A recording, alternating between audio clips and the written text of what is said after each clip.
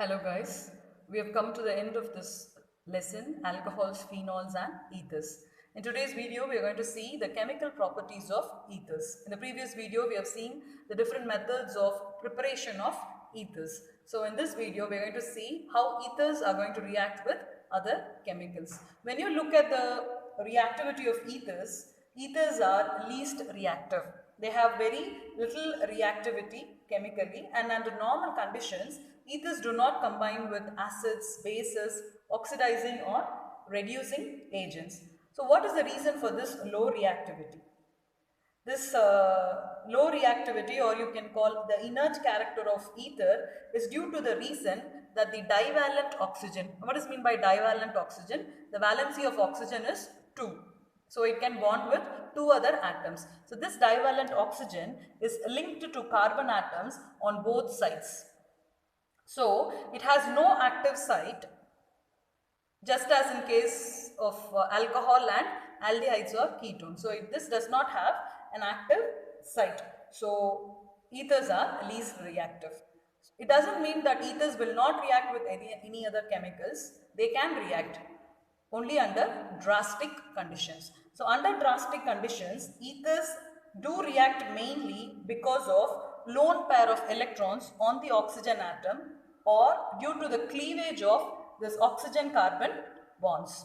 So ethers will react with other compounds, or they show chemical reactivity mainly due to the presence of the lone pair of electrons or due to the cleavage of carbon-oxygen bond, which happens only under drastic conditions. So we are going to categorize the chemical reactions of ethers under two topics.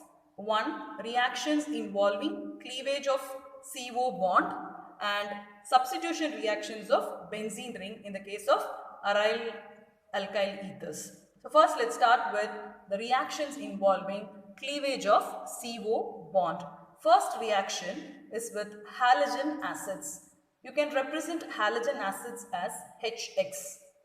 And remember, this oxygen which is present in ethers is called as ethereal oxygen. So coming back to the reaction of ethers with halogen acids, ethers are cleaved or broken by concentrated hydroiodic acid. Hydroiodic acid is Hi, or hydrobromic acid, which is HBr. So to represent the halogen acid generally, we can write it as HX. ROR is ether and HX is halogen acid. This halogen acid can cleave ether. See, we are talking about the cleavage of CO bond. So the cleavage can either be between these oxygen and alkyl group or this oxygen and this alkyl group. So when this cleaves, H will go with RO, X will go with R. So you will get ROH, RX. So you are getting a mixture of alcohol and alkyl halide. And this reaction stops here when you are taking the halogen acid in limited amount. So when you take halogen acid in limited amount and treat it with ether, ether is getting cleaved and you are getting a mixture of alcohol and alkyl halide. If the halogen acid is present in excess amount, what will happen is this alcohol will further react with halogen acid to give you alkyl halide. Along with that, you will get water. So this ROH, alcohol, is getting reacted with HX, halogen acid, to give you RX and H2O. So remember, when HX is present in excess, you will get only alkyl halide and water.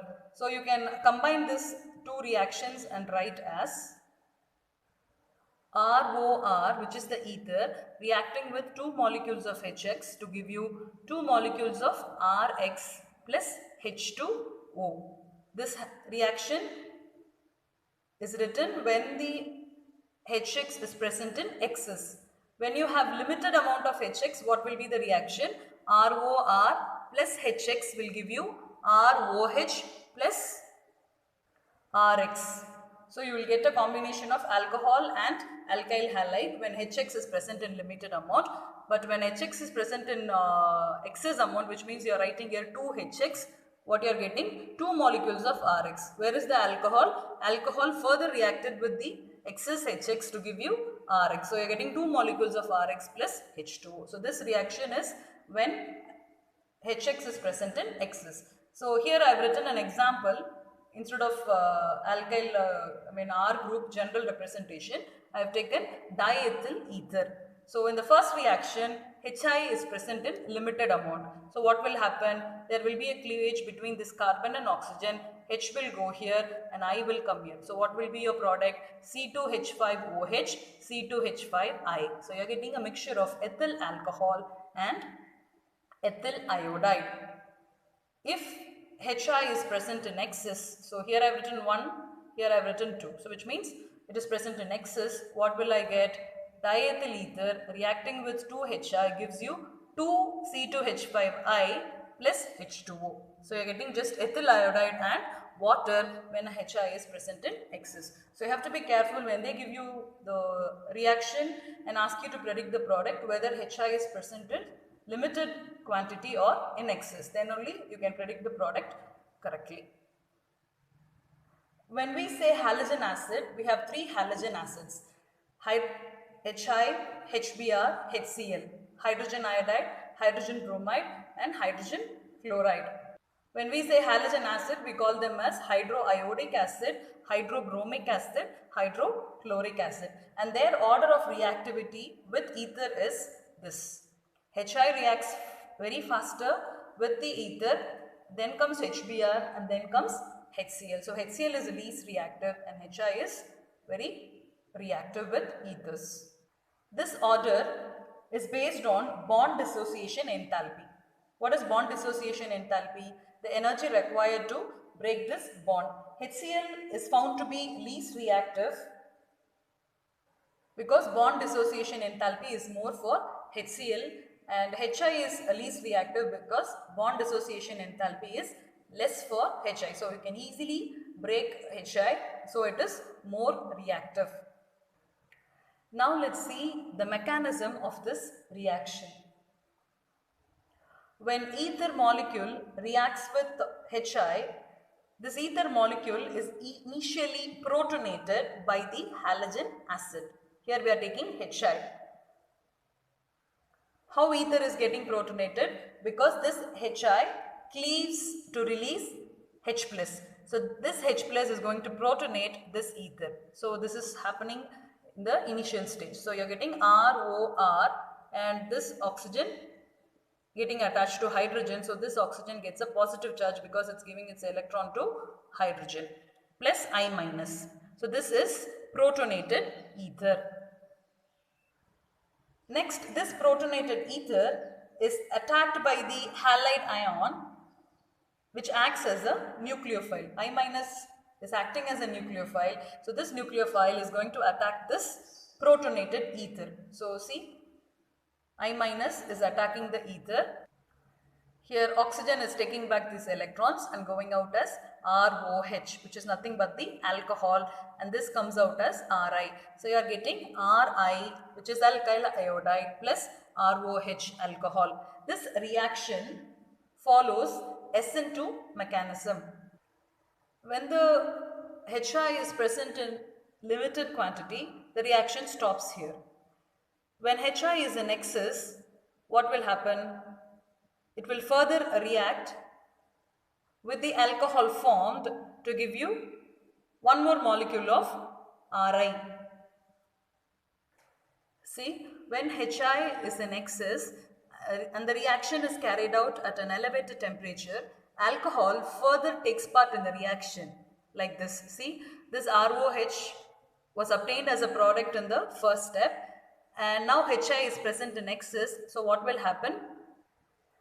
This H+ will protonate this alcohol and I- will come out. This is protonated alcohol, and now this I- which acts as a nucleophile will attack this protonated alcohol. So what will happen? You have to put this arrow here. If you write I- this side, you can put an arrow to R, and this oxygen takes back this electron and comes out as H2O. So you are getting Ri plus H2O. Ri is alkyl iodide. So remember, we took ROR Both the alkyl groups are R, which means it is a symmetrical ether. So when we treated with Hi, we got an alkyl halide and an alcohol. And then we said when Hi is present in excess, we are going to get further alkyl halide, because this alcohol which was formed is further reacting with this Hi to give you alkyl iodide. Now let's get back to the first reaction, which means when Hi is present in limited quantity. Suppose if this ether is a mixed ether, which means it is attached to two different alkyl groups. The alcohol and the alkyl iodide formed depends upon the nature of alkyl groups. For example, suppose if I have CH3 this side and CH2CH3 this side, which means methyl group on one side and ethyl group on other side, the question is whether methyl group will go with I or ethyl group will go with I. If methyl group goes with I, then ethyl group will go with OH and vice versa. So now the question is, which alkyl group will form iodide and which alkyl group will form alcohol if you take mixed ethers? Remember, when primary or secondary alkyl groups are present, the smaller alkyl group forms the alkyl iodide. So methyl ethyl, which is smaller, methyl. So methyl will form methyl iodide. So ethyl will form ethyl alcohol. This is applicable only when these alkyl groups attached are either primary or secondary. So remember, when you have mixed ethers and that alkyl groups are either primary or secondary, the smaller alkyl group will form the iodide and the bigger group will form the alcohol. And remember one more thing here, this reaction follows SN2 mechanism, which means it's going to take place in single step, and primary and secondary groups will prefer SN2 mechanism because there will be less steric hindrance. Now let's see what happens if one of the alkyl groups in ether is a tertiary group. Look here, this is what I said, site of the cleavage. In unsymmetrical ethers, halogen atom, here halogen atom is I, gets always linked with smaller alkyl group when the alkyl group is either primary or secondary. But when the ether has one alkyl group as tertiary group, see here this part is tertiary part. We can call this as tertiary butyl methyl ether. Now when it reacts with Hi, the halide formed is a tertiary halide. See, the smaller group goes with alcohol and this bigger group is forming iodide, alkyl iodide. This happens only when one of the alkyl group is a tertiary group.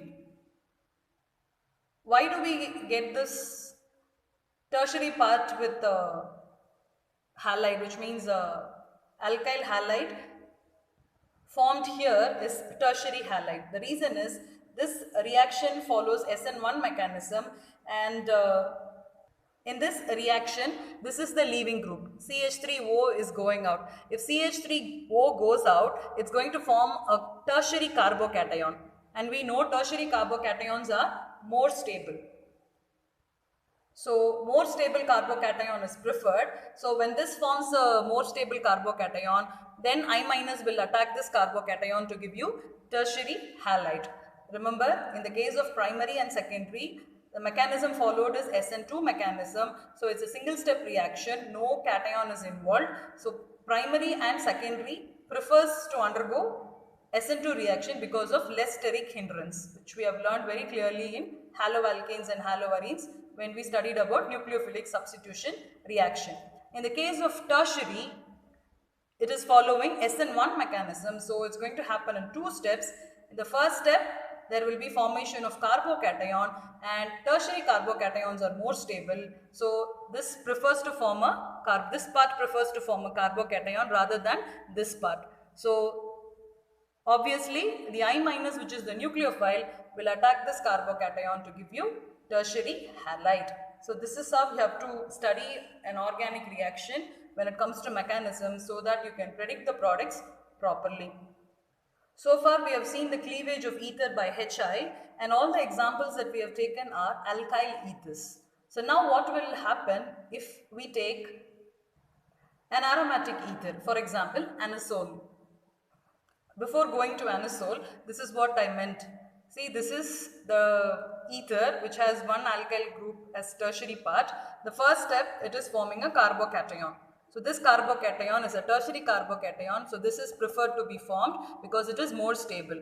So you get CH3OH. So now the second step, the I minus is going to attack.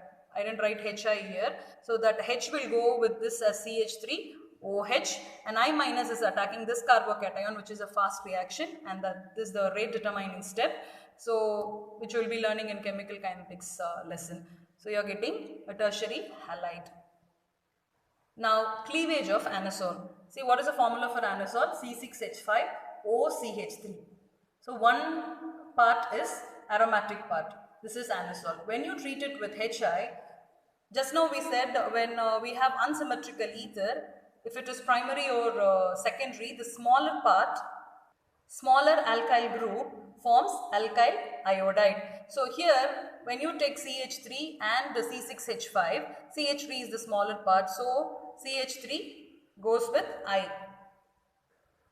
So you're getting a mixture of methyl iodide and phenol. Now the question is, why not the cleavage is between this carbon and that oxygen? So when there is a cleavage between this carbon and that oxygen, what is the possible product? You will get I here, so you will get iodobenzene plus methanol CH3OH. Why this is not happening? You can give an explanation based on resonance, and mainly due to the hybridization of the carbon. This carbon is sp2 hybridized, whereas this carbon is sp3 hybridized because of this double bond. So now this bond, this carbon oxygen bond has a partial double bond character. So it is difficult to break this carbon oxygen bond compared to this carbon and oxygen bond. So the cleavage will be between this oxygen and this carbon. So you will get OH, C6H5OH plus CH3I. Now look at this. The first step is you will get protonated ether. This is the anisole. When it is treated with Hi, you are getting protonated anisole. So this hydrogen is getting attached with this oxygen, and I minus is the nucleophile. So now when this nucleophile attacks this protonated anisole, I told you it is difficult to break this bond because this carbon oxygen bond has a partial double bond character. And one more reason is this I minus ion will prefer to attack from the side which is less sterically hindered. So obviously the choice is methyl group, not the phenyl group. So this prefers to go to this side, not to this side. So CH3I and you get phenol. So that is the reason you are getting a mixture of phenol and methyl iodide when anisole is cleaved by Hi.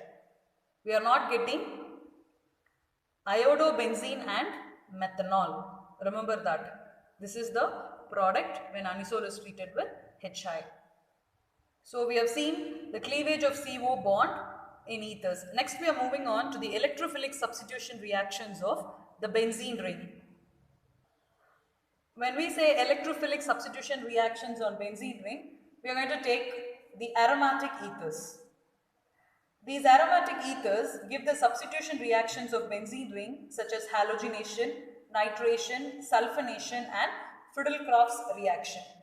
These reactions proceed by electrophilic mechanism, which means the attacking agent will be the electrophile. What is an electrophile? Electrophile is electron deficient. When the electrophiles attack this benzene ring, where will they get substituted? That depends upon the group attached to the benzene ring. We have seen OH, whether it is meta-directing or ortho-para-directing. We have seen that OH is ortho-para-directing, and we have shown why OH is ortho-para-directing because of plus M effect. What is plus M effect? Mesomeric effect, which is shown by electron donating groups, just like OH, OR, which means OCH3, the alkoxy group is also electron donating group. So if it is the electron donating group, see this is what happens. See, it is giving electrons, so this bond comes here. So you'll get a negative charge here and this gets a positive charge, you get a double bond here. So now this electron moves here and this electron moves here on this carbon. So this carbon gets a negative charge and now this bond moves here. So here a negative charge and finally this negative charge forms the bond here and this double bond moves back to oxygen as electrons. This is the final structure. So now when you look at these structures, in which carbon do you have negative charge? See here, this is the ortho carbon. This is para carbon. Again, this is ortho carbon. So compared to meta positions, ortho and para positions have higher electron density. So the incoming electrophile, which is coming with a positive charge, prefers to attack the ortho and the para positions, not the meta position. So we conclude that the alkoxy group is ortho-para directing. So it is directing the incoming electrophile to get substituted at the ortho and para position. Now let's start with halogenation. First, you are taking anisole. When you treat it with bromine in the presence of ethanoic acid, what is the electrophile here? Br+. As I told you already, you are going to get a mixture of ortho and para compounds, and remember here para will be in excess. That will be the major product compared to ortho. So you are getting ortho-bromo-anisole. This is anisole. Ortho-bromo-anisole, which will be the minor product. Here para-bromo-anisole, major product. Next one is nitration. When you want to nitrate, you are going to take a mixture of concentrated sulfuric acid and concentrated nitric acid, and the electrophile will be NO2+. So ortho position NO2, para position NO2. So we call this as ortho-nitroanisole, para-nitroanisole, or you can say 1,2, 2-nitroanisole, 4-nitroanisole, and again para product will be the major product. And the last reaction is Friedel-Crafts reaction. Both alkylation and acylation are carried out in the presence of anhydrous aluminium chloride, which is the catalyst, and it behaves as a Lewis acid. So first for alkylation, for alkylating the benzene ring, you are going to take a mixture of alkyl chloride, methyl chloride and anhydrous aluminium chloride. So you are going to introduce a CH3 group here. Instead of H, hydrogen here, CH3. So this is alkylation because you are introducing an alkyl group. So 2-methoxy-toluene. You are going to take this as toluene. You are not going to take anisole as the main parent name. You are going to take this as toluene. Remember C6H5CH3 is toluene. So if this is the main parent chain, this is taken as the substituent in the second carbon. So 2-methoxy, one carbon atom, methoxy-toluene is one product. The other product is 4-methoxy-toluene, and para product is the major product. This is Friedel-Crafts alkylation. Next one is Friedel-Crafts acylation. For acylating, we are taking CH3COCl, acetyl chloride, and anhydrous aluminium chloride.